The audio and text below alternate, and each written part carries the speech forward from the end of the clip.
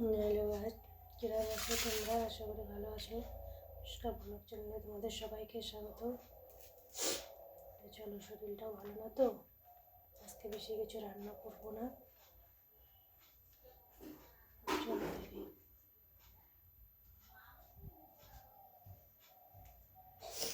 এদিকে যে পেঁয়াজ রসুন কাটা হয়ে গেছে, কাটছি, চাটনি করবো। আর এদিকে বেগুন ভাজা, আর এদিকে ভাতে আলু সিদ্ধ দেওয়া আছে। আজকে এগুলো দিয়েই খাওয়া হবে। তারপর আজকের ওয়েদার সকাল থেকে খুব ঠান্ডা।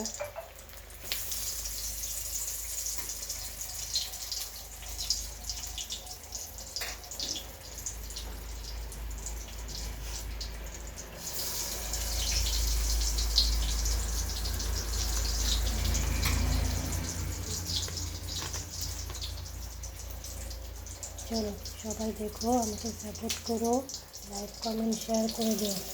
টাটা।